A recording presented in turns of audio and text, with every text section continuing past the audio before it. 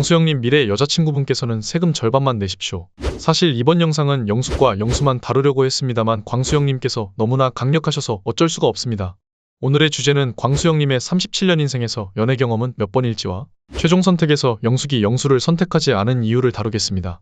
그리고 30세가 넘어간 여성과 남성의 저울 논란에 대한 제 의견도 살짝 다루겠습니다. 영상 뒷부분에 있습니다. 자, 항상 말씀드리다시피 제 영상들 대부분은 일반적인 리뷰와 다를 수 있습니다.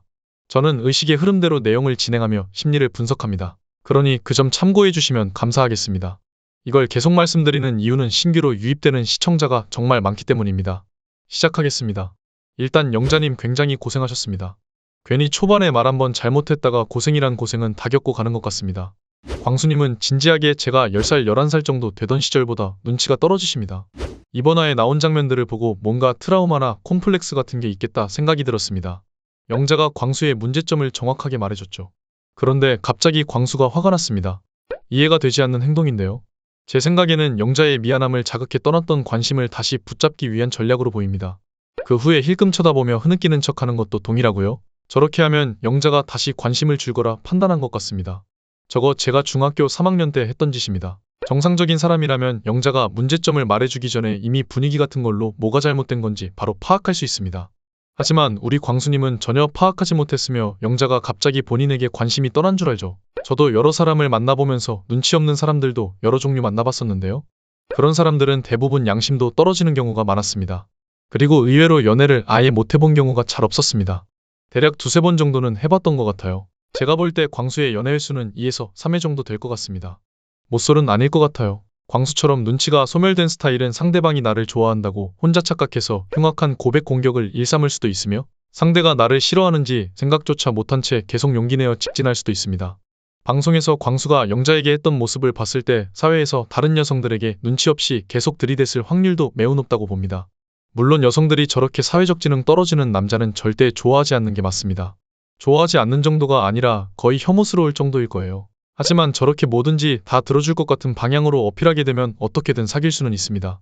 저는 진지하게 광수가 후배들이 본인한테 아주 조금만 잘해주면 바로 득달같이 달려들어서 똑같이 했을 것 같습니다.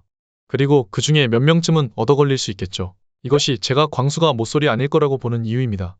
사실 광수에 대해 분석한 것도 굉장히 많이 있습니다만 여기까지만 다루고 영숙과 영수로 넘어가 보겠습니다.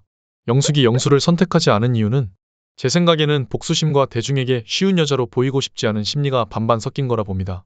근데 솔직히 복수심 생길만 합니다. 영숙은 영수가 좋다고 계속 표현하는데 정작 영수는 이리저리 재고 있으니까요. 대중들 앞이기 때문에 여성은 쉬워 보이지 않으려는 본능이 당연히 생길 수밖에 없죠.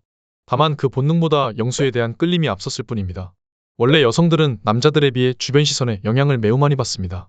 그렇기 때문에 쉬운 여자로 보이는 것을 그 무엇보다 싫어합니다. 왜냐면 쉬운 여자로 보일수록 가치가 낮은 남성들이, 즉 베타메일들이 거머리 마냥 달라붙을 테니까요. 제가 말하는 남성의 가치는 돈이나 직업으로 딱 정할 수 있는 것이 아닙니다. 영숙은 영수에게 계속 호감을 표했으며 영수는 어느 정도 거리를 두죠. 이로써 영숙은 스스로 내가 쉬운 여자로 보일 수 있다는 것을 압니다. 하지만 관계의 저울이 영수에게 많이 기울었었기 때문에 쉬워 보이지 않으려는 심리가 후순위로 밀려 가려졌었습니다. 하지만 영수가 계속 현숙 영숙을 저울에 올려놓고 재는 중이기 때문에 영숙은 쉬워 보이지 않으려는 심리가 매우 커진 상태죠. 영수에게 끌림이 더욱 컸기 때문에 가려졌을 뿐입니다. 인터뷰 중간중간 계속 자신의 본심과 반대로 영수 별로라고 얘기하죠. 이것은 쉬운 여자로 보여지지 않기 위한 방어기제입니다. 한두 번 그런 게 아니죠. 전편에 영숙이 눈물을 흘린 이유도 이렇게 나만 일방적인 호감을 표하는 것은 쉬운 여자로 비춰질 수 있어 빨리 마음을 접어야 하지만 본인의 말과 본능이 일치하지 않아 자신에 대한 분노로 눈물을 흘린 것입니다.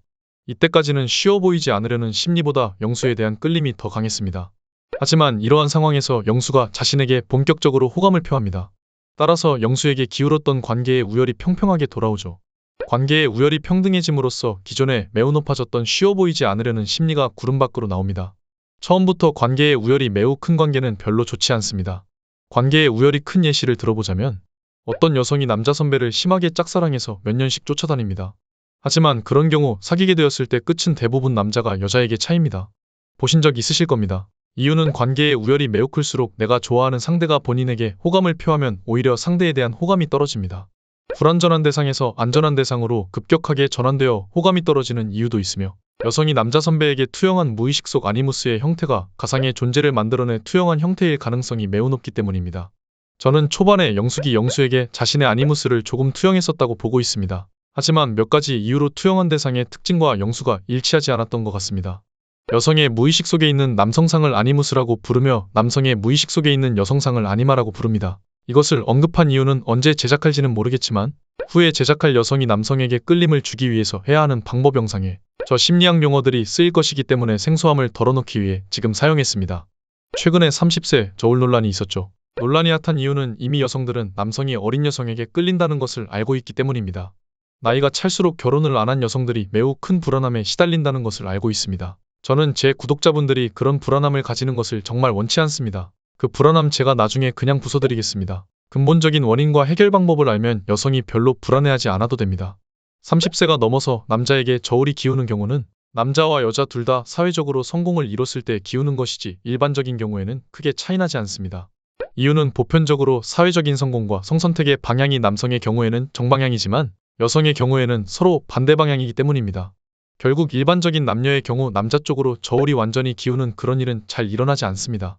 추가로 남성 구독자분들을 위한 남성이 여성에게 끌림을 주는 방법도 다룰 예정입니다. 처음에 말씀드렸다시피 제 채널은 일반적인 리뷰 영상과는 조금 다릅니다.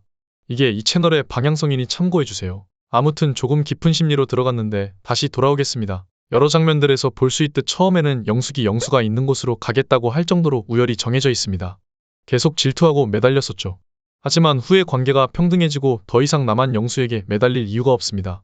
이로써 자신이 투자한 시간들과 방송에서 대중들에게 어떻게 비춰질지 객관적으로 판단하기 시작을 한 거죠. 영숙이 판단하기에 영수를 택하지 않는 게 대중에게 쉬운 여자로 비춰지지 않을 테고 상철과의 관계도 걱정할 필요가 없어지며 영수에게 약간의 복수도 할 수 있으니 그렇게 한 것입니다. 오늘은 여기까지입니다. 감사합니다. 좋은 하루 되세요.